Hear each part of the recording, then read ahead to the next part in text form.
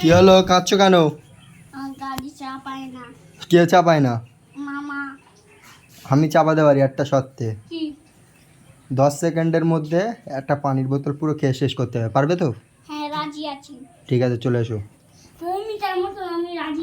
তো গাইস, পানির পট এসে গেছে, এই মুহূর্তেও 10 সেকেন্ডের মধ্যে খাবে। টাইমার স্টার্ট করছি। ডালা খোলো, ডালা খোলো, ডালা খোলো।